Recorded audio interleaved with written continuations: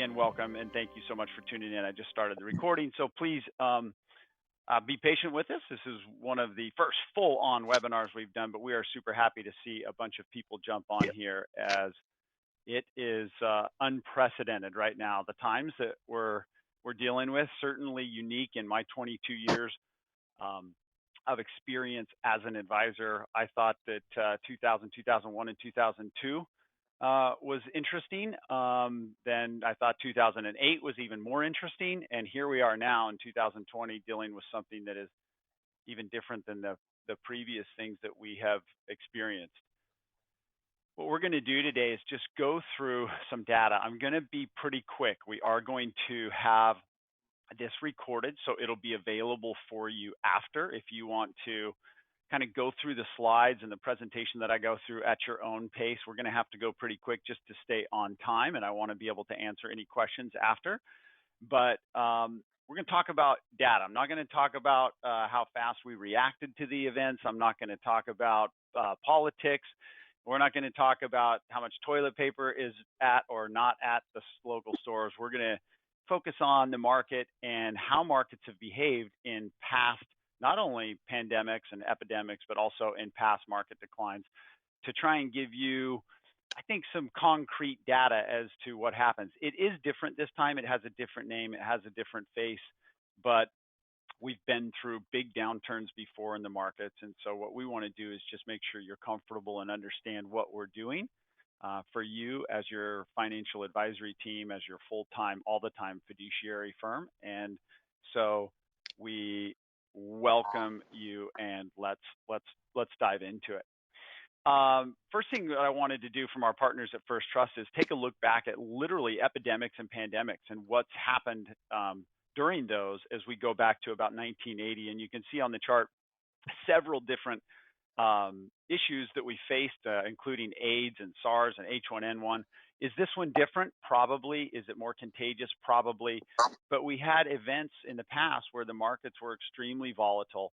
And what you can look at is the average price going forward 6 months and 12 months of the markets were up 8% and up 13% respectively after each of these events. And all of these events had pretty severe market consequences at the time. So though this one has a little different, here's an actual a slide literally showing us just different pandemics and even epidemics, and even pandemics. So it's happened before, different name, different flavor, and something though that to look at is kind of reassuring to know that, you know, despite all of these, the markets have continued to go up. Also, what we look at a lot is just going back in history, and there's another slide here that'll talk about more things, but you can look back in history at all the reasons, and you can think back, I'm sure, to all the reasons why we should not be invested, why this time it's different, why we should panic, why we should be out, why we shouldn't own great American and international companies that create goods and services and sell them for a profit. There's been countless reasons, but yet over that time, in this view, you see that from 2008, 10,000 turns into 28,000 in just the S&P 500. Lots of reasons why not to invest, but yet over time, we prevail. People prevail. We get creative, and we come out of it. Here's another look at kind of the same data, but going back a little farther. Here we're 1970, and these are really reasons why we would want to get out of the markets. You know, the Russian financial crisis, the Asian currency crisis, the Dow drops 23% on a single day on Black Monday. So I bet some of you are kind of thinking right now, wow, I remember that. Remember Y2K, the whole world was going to shut down, computers were never going to work again. 9/11 terrorist attacks were just absolutely gut-wrenching and hurt so many of us. So lots of events, but we as people come together. You know, politics actually go away when times like this start to happen and people start to come together and I think work better together. So markets have rewarded the discipline. If you stay put, you do get rewarded. It's just, can you stay put and are you in the right portfolio? And that's one of the things we want to help you do, is make sure that you are in the right investment strategy. And I think that anybody who's worked with me, and I think most of our team, has when the markets were really good, we were talking about at some point these will go down, right? The markets will not continue to go up forever, and we need to be prepared and be hunkered down for that. So we know that markets have rewarded discipline continually. So I'm going to keep going forward here. And again, we'll be using the chat feature on the GoToMeeting. So you can ask any questions there, and we will try and answer all of those questions after. So please jump in and ask questions if you would like vis-a-vis that chat feature. This is one of the most interesting slides, and I have a couple different views of it. That I'll show you here, but titled Staying the Course, and looking at every year, what have the markets done during a year?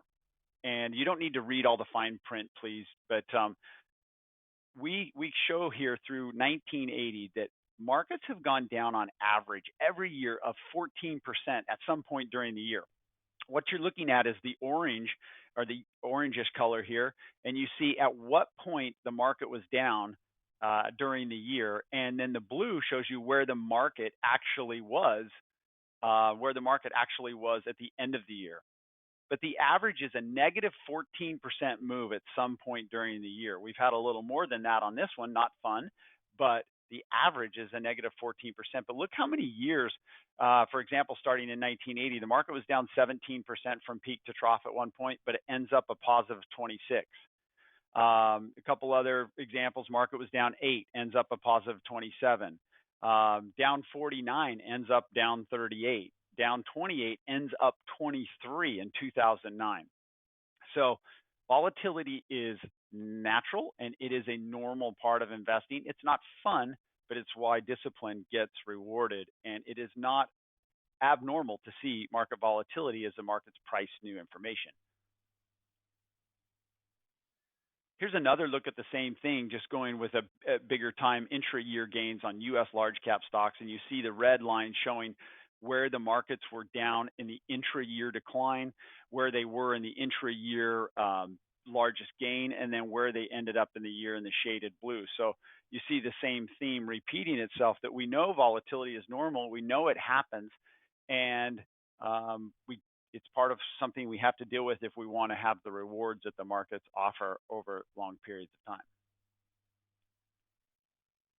Going back to 1979 to 2019, you see again, lots of ups, lots of downs, but overall, notice the shaded blue bars, and notice how in the shaded blue bars, you see where there's a lot more years where the market is up than it is down. And if you can ride it out and you can stay patient during those downturns, then you do get the reward of being a long-term investor. And long-term, I'm not talking about 50 years or 40 years or 30 years. I think with a diversified portfolio, we can talk about long-term in the terms of 3 to 5 years. So taking a look at different responses to the market's responses to crises and things we've had happen. I bet a lot of people on the phone can remember these. 1987, when we had the crash, U.S. savings and loan crisis. And what we're looking at here is the response after the crisis, not only 1 year, but then 3 years in yellow and in the green, 5 years later, how had the markets behaved? The 5-year number is just awesome to me when you look at that and you see that 76%, 61, 52, 51, the markets have done phenomenally well after crises. So the best returns typically come right after the worst returns. And I think that that's something that we'll see again. I'm not trying to predict when that's going to happen, but it is something that I believe will happen again, just like in times in the past. I don't know that anybody doesn't agree that all publicly traded stocks in the world are not going to continue to, or said another way, is it's unlikely that all publicly traded stocks are going to go down and stay down. It's just almost impossible for that to happen if you think about society and we as people and what we can do and what we've done together in the past during difficult times. There has been a big history of ups and downs. One of the things that drives me nuts, I'm sure you've heard it. I'm going to try and do a mute here to remute all new callers. Bear with me one sec. and make sure that I think that probably helped. Alex, give me a thumbs up if you can still hear me. I think we are good. All right, perfect. Looking back at ups and downs, right? One thing that's crazy to me is if you listen to CNBC or any of the big news channels right now, they will tell you, and they were telling us that we were in the longest bull market run ever in history. They were saying we were in the longest bull market run. We'd never seen a bull market run like that in history. But yet, when you look at the data, there's significant evidence that shows that we weren't in the longest bull market run ever. So I think we have to remind ourselves to be careful of where we're getting information and where we're digesting it. But what this slide talks about is those ups and downs. And of course, you can see from the blues that the blues are all the times the market was up. It's bull markets, right? When things are good. And you can see how long each period lasted. And you can see the total cumulative gain during that period. You can also look at the bear markets, the recessions, and even the depression, and how long they lasted and the severity of which they were down. I think at a time like now, it's very reassuring to me to look at this and say, wow, okay, looking at all these terrible events that have happened in the past and how we've gone through them, we see that they are pretty short in nature compared to the upturns. And they're also pretty steep, right? I mean, they happen, and the panicking, the thing that's interesting when you look at that, the panic sets in right at the worst time, right about when it's going to end. Right, the serious downturns happen right at the end, and then you get this immediate spike. Here's another view of the same thing, a little bit longer time frame spread out using a 20% threshold for the downside versus a 10% threshold. And again, look at the downturns and how they get very steep right before they recover. Here's a 3-month downturn. So when some people have said, hey, this has to go on, this is going to go on for a long time. It may not, but it also doesn't have to, right? I mean, there's been short corrections or short bear markets in the past. And so I think that we can know that we're going to come out of this. Nobody knows exactly when, and it would be foolish to try and guess that. The markets were hitting new highs for a long time, years, right? We had this run where prior to what we're dealing with right now, we had this really long run. And a lot of times we would hear from investors saying, hey, the markets are at new high, I want to get out. But that was happening 4 years ago. And certainly if we had got out of the market at that time because it hit a new high, it would not have worked out very well for us. So what we did is pulled some data here on what happens, what are the average annual returns like after the market hits new highs. So this goes clear back to 1926.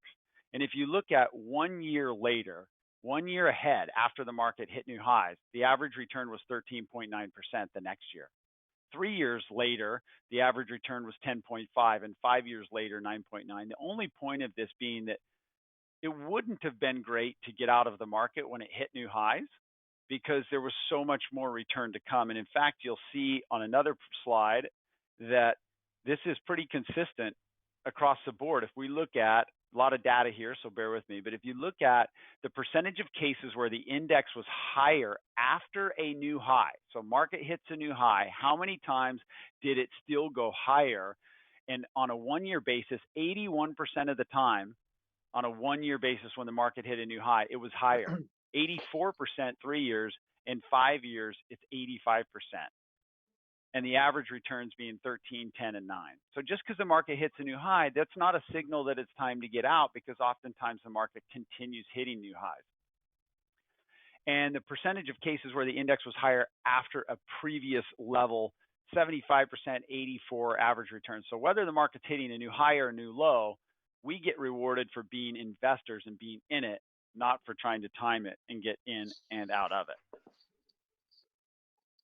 I want to pause for just a second because I want to make sure you can ask questions. And again, that's a chat feature on the GoToMeeting setting that looks like a little conversation bubble. You can touch on that. And if you're on a computer, you can literally just type in your question and then we'll answer those questions. We'll answer those questions at the end of the presentation. I'll try and hit them all And I have everybody at IDA is here, and we're messaging on side screens and stuff. So we can get input from them, and they're reading the questions as well. So thank you so much for asking any questions. We'd love to hear from you. Average annual returns after markets decline. So when markets went down more than 10%, what happened going forward? What were those average returns? Clear back to 1926, 1 year later, if the market was down more than 10%, on average, we were up 11.3. We're certainly down more than 10 right now. So the average is 1 year later up 11.3. 3 years later, up 10.2, and 5 years later, up 9. This, if you live in Southern California, this is real. I mean, trying to pick the fast lane and figure out which one is going to work. I'm super guilty of this. Going down to San Diego or going up to Riverside or somewhere for a meeting, you know, you get these traffic and you're trying to figure out which lane's faster, and you move around, and it's really stressful, right? If you ever notice how that just raises the level of stress to a whole nother aspect, which is not fun. And it's really the same when you're trying to pick the markets. You're trying to get in and out or pick which stock's going to do what. It creates a lot of stress. And our purpose at IDA is to help people create true financial peace of mind and have a journey that helps them get from where they are to where they want to be financially. That is not only peaceful, but we do it with the highest percentage chance of success and the highest positive outcome. And so we want to help you get out of this lane, out of the lanes, and out of trying to guess what the market's going to do by using this data to help us build investment philosophies and strategies.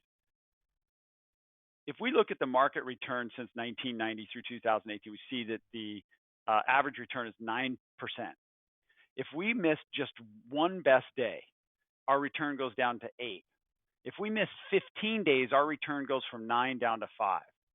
So missing only a few days can cause a pretty significant reduction in your returns. The problem with this is, and I've argued, Alex and I were talking about this slide, and I said, yeah, but the counter argument to this is that what if you miss the worst days? If you miss the worst days, then your return would be phenomenal, right? You would have a much better return. But the problem is the best days typically come during bear markets. So the best days we have in the market will happen often during a bear market.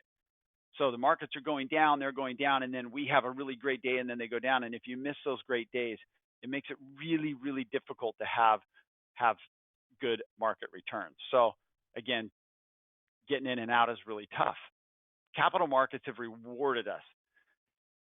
Companies use our money to create goods and services and products and sell those for a profit. When we invest in those companies through stocks, we own stocks, we get rewarded over time. We as investors will not put our money to work if there's not some rate of return for that. Our capital's too precious, right? So what the markets have figured out over more than 100 years or so is that if you own stocks, you get about an 8 to 10% return over time. If you own bonds, your return's more like a 4 to 5% over time. And you have less volatility with bonds, you have more volatility with stocks. But we as investors, I think, are going to continue to demand those types of returns for our capital, or being creative human beings, we will find another place to put them. But $1 invested back in 1926 turns into $20,000 in the U.S. small cap stock index. It turns into $7,000 in U.S. large stocks. I bet that's interesting to a lot of people. I know it is to us when we look at it. And this is one of the things that we call factors or premiums or dimensions of returns, where when we're constructing your portfolios, we have tilts. And we tilt towards small cap because we know that small cap has a significant better return over periods of time. So this is an interesting thing. I mean, when you think about that, stocks, small caps have performed so much better over long periods of time than large cap, but they've all done phenomenal if you just stayed invested. If we look at the returns of the market since 1926, the blues are the positives, the red are the negative. Clearly much more positive returns than negative returns. So we got that to look forward to, right? It's a great statistic that I think has been with us forever and will continue to be with us. But also look at the distribution of returns and the high numbers of returns, and that there's a lot of years with big returns. And you have to be involved and invested to get those. You don't have to be aggressive in your portfolio, but you do have to be invested. So I'm going to shift here for a second. Again, I want to encourage you to ask questions on the chat feature, because this will be how we answer questions after, is on the chat. We're going to keep the phones muted just to make it a more pleasurable listening experience. But we want to spend a second here and talk about what we're doing now. I've given you a whole bunch of data. Hopefully haven't bored you with that data. I think it's good information, and again, pretty fast. So take some time and digest that after, or get with your advisor at Intelligence Driven Advisors and let us kind of walk you through it if you want to. But now I want to bring it down to earth here, and down to how it matters to you and what we do every day. And this is what our passion is at IDA, and implementing it. And we started doing this a long time ago, way before the coronavirus. We were implementing these things before the markets turned down. A lot of people said, what are you doing in the event of these markets? What are you doing to our portfolio? And my response has been oftentimes, well, we started a long time ago with building your financial plan, matching your investment portfolio to that plan, rebalancing, and doing some things that we'll talk about here. And I'm looking off to the side, getting some notes and feedback from our other team who's helping with everything. So, okay. Behavioral coaching, financial planning, investment education. One of the biggest things that we do is help you guys, our clients, individuals, 401k plan participants, make better investment decisions, right? We're fiduciaries. We're legally bound to act in our clients' best interest at all times. And there's not a lot of advisors in the country who are full-time, all-the-time fiduciaries. And so that is one of the things that we hold as our true passions, and true things that we do, is serving our clients' best interest, period. We know for a fact that, I'm trying to actually turn something off here, but we know for a fact that the average return of investors over long periods, 30 years plus years, have been very dismal. Investors have had terrible returns. Investors with advisors, investors without advisors, have had dismal returns. And we know it's because of the decisions that they make. And we always say, don't make behavioral blunders, don't make investment mistakes. And we don't mean don't have emotions. We don't mean, don't have feelings, but we mean don't let those dictate how you invest, because it typically does not work out. As an example, the 20-year average equity investor return was 3.88%, when if you just had a global equity strategy, it was 7.49%. We see consistently that investors get about half of the returns of the markets, literally half. So if they're in all equities, they end up with about half the returns of equities. If they're in half equities, half bonds, they end up with half the returns of a blended index. People do terrible when it comes to investing. And the reason why is because they make decisions that aren't rooted in academic evidence, that aren't rooted in discipline, that aren't rooted in philosophy, and those decisions destroy long-term returns. By making the right decisions, here's a chart showing the difference in returns. If you had a 500,000, a million, 5 million, you can do the math, but it's double the money over your life by making the right decisions versus the wrong decisions. So most people are investing by trying to predict the future. They act on impulse. They bet their savings on hunches, and I got a tip from a neighbor and everybody's making money I want in, or everybody's panicking, or I think this is going to go on for a long time. We go through these feelings as investors of elation and excitement, and then we go through panic and fear and oh my gosh, did I mess this up? These are all natural and normal things that we want to help you with as part of our behavioral coaching. And we know that if we can get you market-like returns, and the general preponderance of investors are getting half of those, that we have succeeded and brought multiple, we've brought real value to you and helped you. I know I'm guilty of a lot of these, and we all are at one time or another in our life, but these are some of the things that happen in our minds and our human mindset that really can destroy a good investment strategy. And you can see them here: loss aversion and narrow framing, mental accounting, and so on and so forth.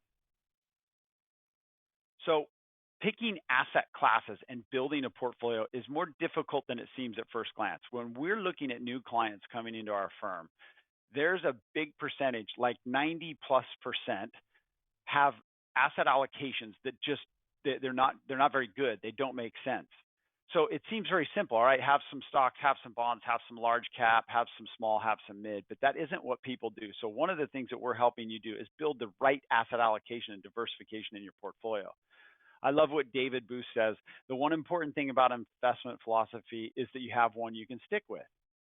But he also very intentionally means the important thing about an investment philosophy is that you have one you can stick with. Because if we change investment philosophies based upon what's going on in the headlines and the media and our feelings, then we're going to end up destroying our long-term returns. We don't want you to do that.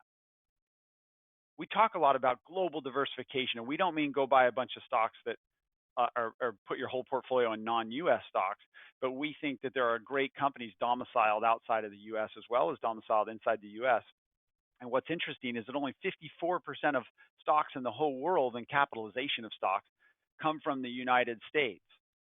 So we have a significant amount of stocks that aren't domiciled in the U.S., but yet when we see new client portfolios, most of them are 98% U.S. stocks, 95% U.S. stocks. So they're heavily weighted towards the U.S., which has been good the last little bit, but maybe not good in the long term. And we know it's not good in the long term. Same with bonds. A percentage of the bonds come from the United States, but a large percentage don't. So we want to get a good diversification and asset allocation. And we look at timeframes, for example, 2000 to 2009, where we had significant downturns in the U.S. markets, and you see that the S&P 500 was down 9%. But look at all of the other asset classes that did extremely well during a time when the U.S. did not. I'm not saying we should go buy a bunch of international stocks today, but I'm saying we probably should continue to hold a good asset allocation and diversification, which does include some international stocks. When we look clear back to 1970 through now, we see that if we had invested $1 in what we call the Dimensional Equity Balance Strategy Index, that's all stocks but diversified in the U.S. and around the globe, large and small cap, we turn into $422. But if we bought just the S&P 500, just U.S. stocks, just the ones we know, because that's all the stocks we know the names of, our returns would have been dismal in comparison. We think it's important that we own lower cost investments, right? When we look at investment managers, active money managers who are trying to buy and sell stocks, hot stocks, based upon what they think is going to happen, we find that the large majority of them do not outperform their benchmarks. In this study, we see that it's about 23%. So when we pay stock pickers to go pick stocks, the best in the world, the best stock pickers in the world, when we pay them to go buy and sell stocks for us, we end up paying more money, but yet most of them don't even beat the markets.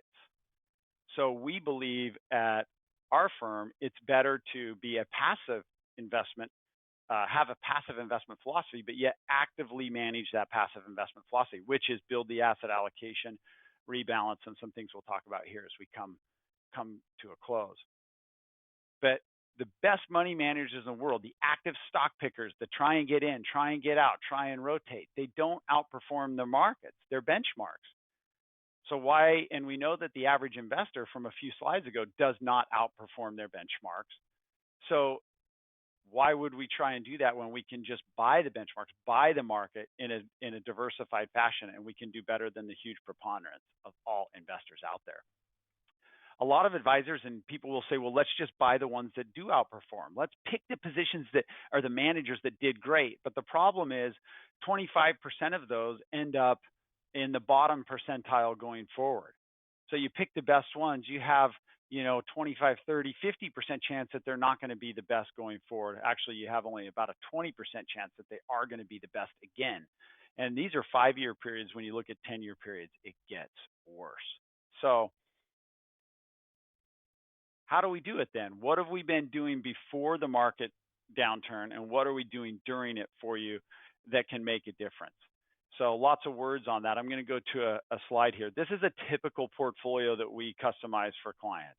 and you see asset classes on the portfolio. So you see different asset classes that we own and the percentage holding that we own. Then you see this minimum percent and max percent. And what that's identifying is that if that, let's just start here on market neutral, if that 7% position went below 6.44, we would want to add to it if we had any available cash. Conversely, if that 7% position went to 7.57, we would want to trim that back to the 7. This is what we call tolerance band rebalancing. We've been doing it for years. We do it for you. This is what was causing us to trim some profits out of large cap stocks last year and even the first of this year, selling things at the top. This is what allows us to buy things when they're cheap and inexpensive at the bottom, because we're exercising this tolerance band rebalancing strategy. What I love about this, even more so than just the fact that it's intelligent rebalancing, but each asset class has its own spread diversion between the minimum and the maximum to align itself with how volatile that asset class is. So if stocks move a lot, if emerging markets move a lot, we don't want to keep trimming the top off, and stopping it from growing. We want to let it run through about 75% of its average move, and then we'll trim it back to the target weight. Somewhat complex, but I think the purpose of us going through that right now is to let you know these are active things that we're doing. Even though we have a passive investment philosophy and we believe in owning the markets, these are active things we're doing right now, and we were doing before the market downturn, and will continue to do after in your portfolio, that are going to truly add value and help you have a higher probability of achieving the target rate of return that you are trying to achieve. It looks like this in a different graphical representation. If imagine yourself here at the start line, maybe pre-retirement, and you're thinking about retiring and buying a house and doing the things you want to do, and maybe a vacation home, maybe you want to travel, and you need a 7% rate of return to achieve all your goals and objectives. So we construct a portfolio for you that is delivering that 7% rate of return. Over the last few years, you've seen that value increase. So as your value, this dotted line being your value, has increased, well, now you have more assets to achieve the goal. So therefore, you only need a 6% rate of return as opposed to a 7. So when we're rebalancing your portfolio and we're taking things out that have grown a lot, we're reducing the risk in your portfolio, lowering that target rate of return, helping you optimize what you're doing. Conversely, right now, I would say we're in here somewhere, right? During a not fun downturn. 8% ends up being your target rate of return versus 7, because you have you have less assets to accomplish the same goals. So therefore, we need a little bit more return. We're seeing opportunities to trim bonds, to sell some bonds, and to buy stocks, because stocks are cheap, bonds are expensive, and that helps us deliver on this goal and this objective. And it's part of the rebalancing. Again, things we've been doing and we will continue to do for you, regardless of what's happening in the market. We also take a look at where positions are located. Don't need to spend much time on this, but if you have a trust and an IRA and a Roth, we're putting the right positions in the right account to make sure that it's the most tax efficient for you, that we are optimizing tax sensitivity in your portfolio. And this can add sometimes 1-2% a year in return to a client's portfolio in certain situations if they have all the accounts.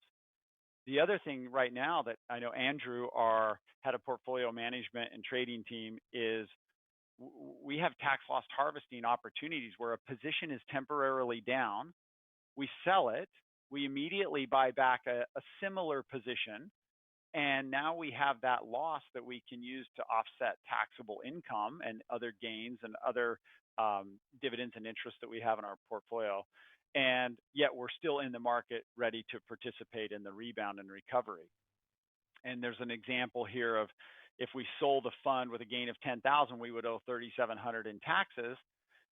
If we did tax loss harvesting and we sold fund A for 10,000, but we sold fund B at a loss for 10,000, we end up not having any tax And so one of the things that we do every single day, literally, is we're scanning every account at our firm, every account for opportunities for rebalancing and opportunities for tax loss harvesting. We don't wait till the end of the year. We think that's lazy and not efficient. We do it every single day. We're looking at opportunities to benefit your portfolio by executing on these strategies that we've talked about. So in the end, this is about you, right? This is about helping you understand your goals and objectives and listening to you and understanding you, helping you create a portfolio that takes the least amount of risk as possible, but achieves your goals and helps you maximize your best financial life. And we know that we can accomplish this with a much higher probability of success if we focus on the things that we can control.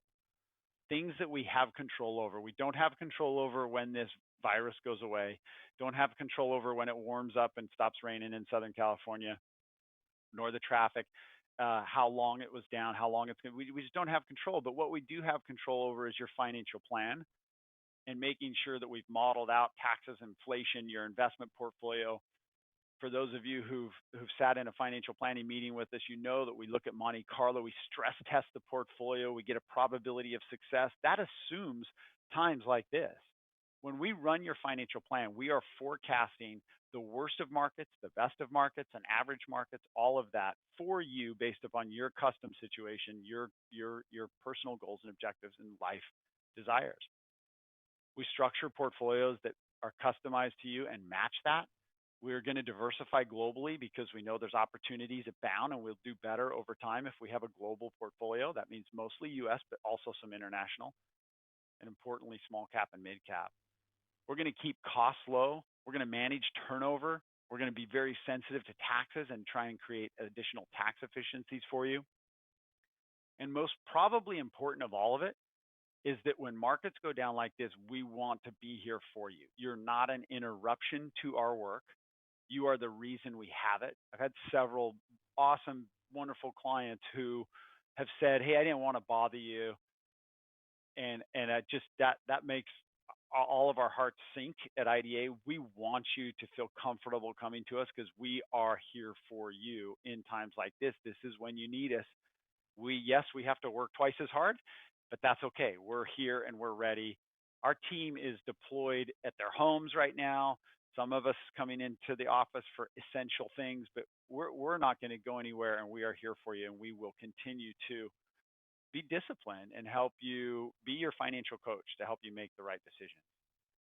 And before I go to questions, there's three things that we're doing now, as we've always do, but three things I think that are special right now that create unique opportunities. Number one is Roth conversions. You can take money that's inside an IRA, an old 401k. You can even do it inside an active 401k. You can convert IRA money, that's money that's tax deferred, into a Roth. You pay tax. You've got to pay tax today, but you do it with lower values, so you pay less tax on that conversion. And then it goes into the Roth account, and it grows tax-free from there. So all the recovery and all the growth that's going to happen eventually is going to happen inside of the Roth where it's tax-free. So doing Roth conversions, if you can afford the tax now, it makes tons of sense. It's a great opportunity for that. We can run it in your financial plan. So we can model it right there in your plan. We're going to convert this amount of money, and we can see the net effect after taxes, inflation, returns, everything live for you. So ask your advisor at IDA to run that for you if you are interested in that, because we'd love to help you do that. I've started several already. I know we have at the firm, and it's a great time to do that. Rebalancing, we talked about how we rebalance, asset classes, target weights, minimum, maximum weights, and that's live. That's every day. Andrew, who is a great contributor to our team, heads up our portfolio management. This is all he does every single day, is scans accounts and looks for opportunities to provide real value to you. And of course, tax loss harvesting right now, there's no better time to do that. And so we're making sure we have our secondary positions ready to go, and we're doing those trades pretty much daily. So with that, I want to look at some of the questions. So bear with me here as we kind of read questions, and I'll just pick a few out quickly. Yeah, so really good question here. Somebody asked, talk about what do markets mean? Define markets. So throughout the slide, and throughout the presentation, no good presentation is complete without the appropriate disclosures. But throughout the slide and the presentation, we talked about markets. In most of those data, it's referring to S&P 500, which we oftentimes have a kind of a running joke. And if I do a presentation to a large group of people, I hope that at some point during that presentation, I can get them chanting. When I say the S&P 500 is, they say not the market. We look at it all the time. It's on my phone, right? S&P 500, Dow Jones, NASDAQ. And oftentimes we refer to that as the market, but it's not the market. It's a small, small piece of the market, although it's a very good representation of U.S. large companies and particularly U.S. large cap growth stocks. But the S&P 500 is used in a lot of this data because there's a lot of history on that particular index. But the S&P 500 is not the market. It's a small piece of the market. If you're going to talk about the stock market, you'd want to talk about maybe the MSCI All World Index. That represents all stocks. So that's a great question. Thank you so much. Let's see other questions. Another question was, are annuities a viable hedge? We've kind of gone through this on annuities. There are certain situations and certain people, I think they make a lot of sense.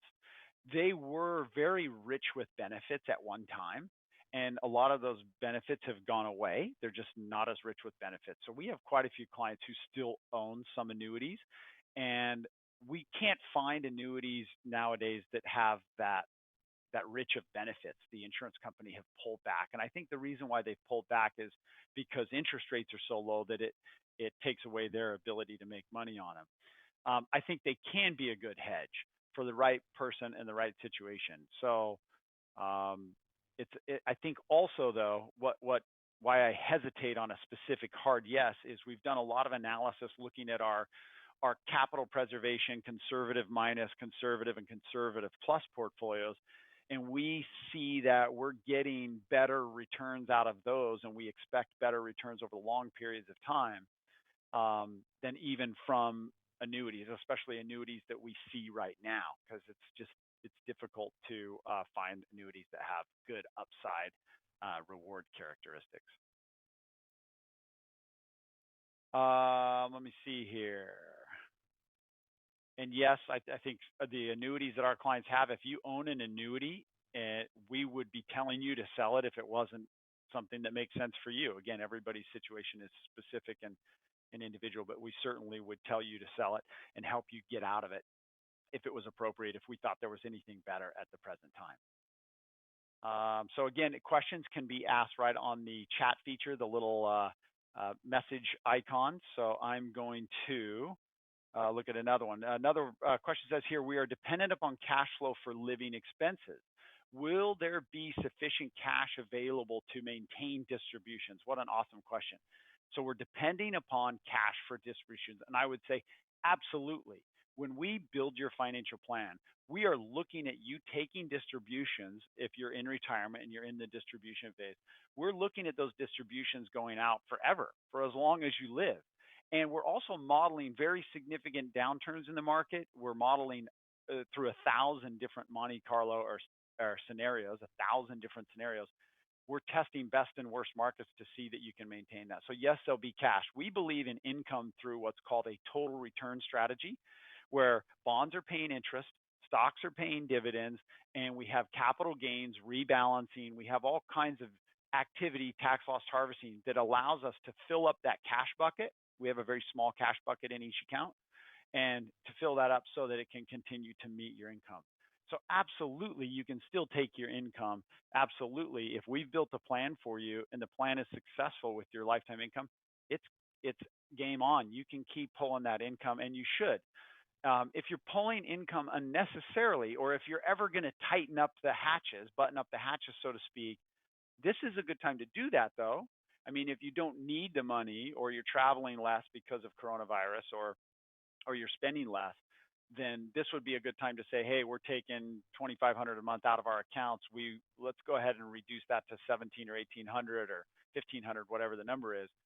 and then turn it back on once the markets recover. But you don't have to do that. Great question. Thank you so much.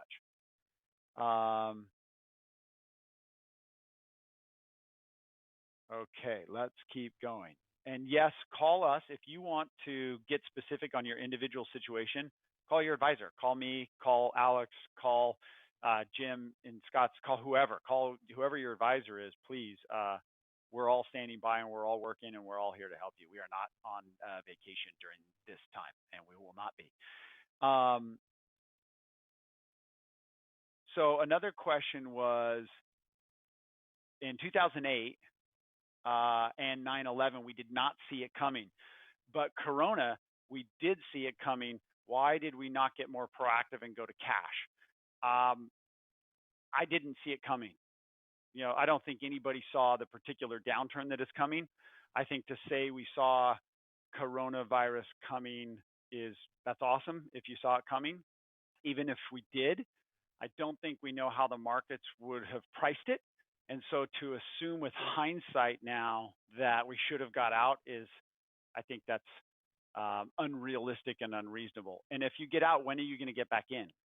As you saw from the slides, so many of those slides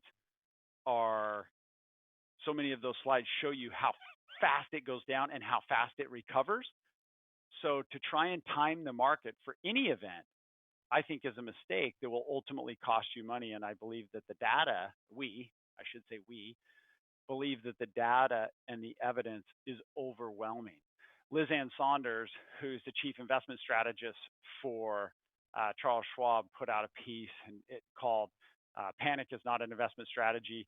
It's available on our website at the under our resources, but she talked about a rear view mirror and how a rear view mirror is only useful when turned upon yourself to see how you've behaved in past markets and such. And I believe that's true. I think looking through a rear view mirror and saying, we saw this coming, we knew the downturn.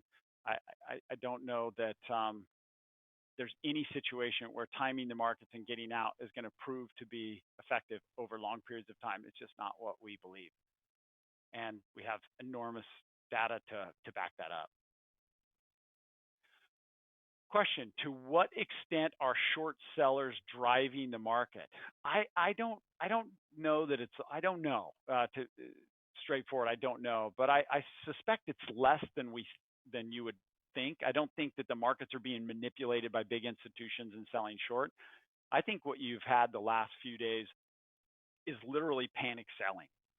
I think you have people who run businesses and people who are nervous and just people who aren't educated about the markets and don't understand the data and how they work, and they just panic.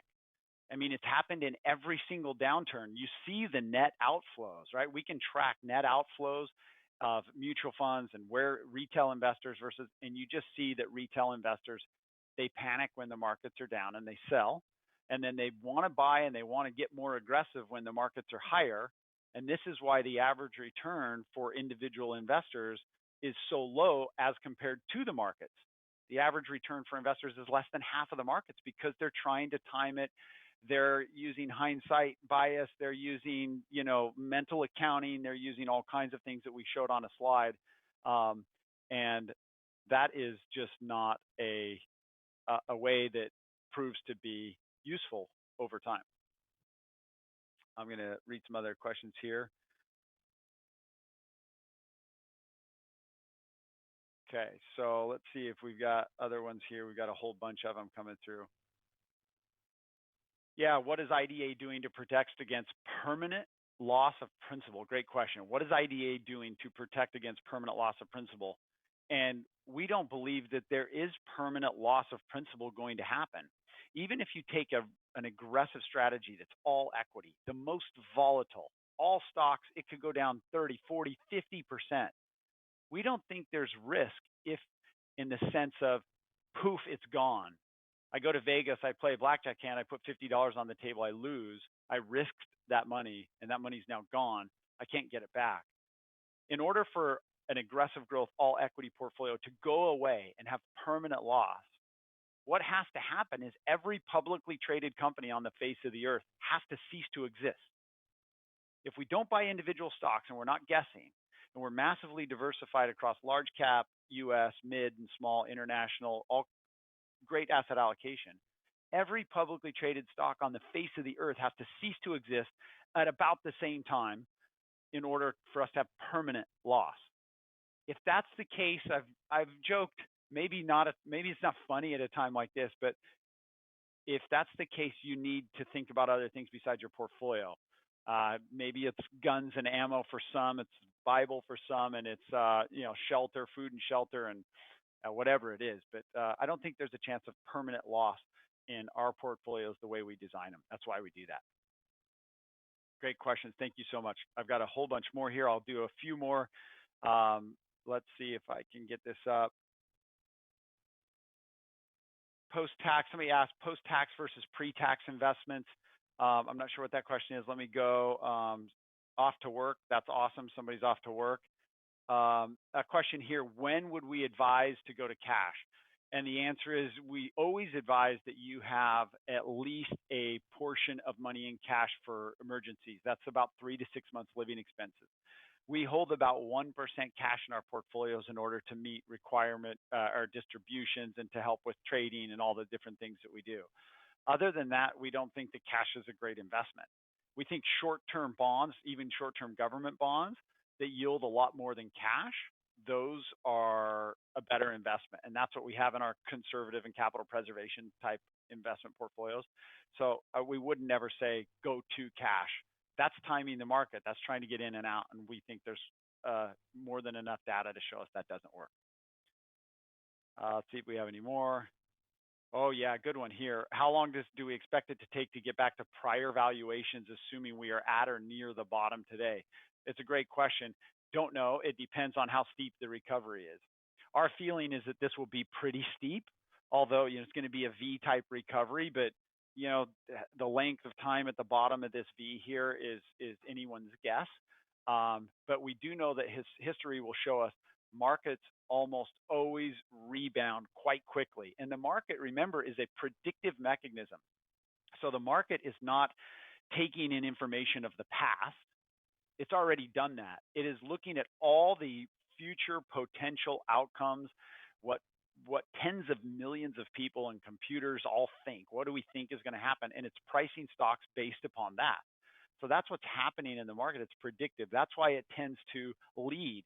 Before we start getting economic data that's good, the market will typically recover. The market went down before we saw the cases rise so much because it's a predictive mechanism. Let's see if we got another one. Where is the government and Federal Reserve getting all of the money for the bailouts? They're going to get it from us eventually. That's one of the things that is really tough about this, right? There is going to be economic impact. I think the market's already started pricing that in. And the money that we're getting from these bailouts has to come from us. I mean, it's not just printed. And if it is just printed, we then have to start thinking about inflation issues and things like that, which may be the next big crisis we have is inflation because of so much stimulus.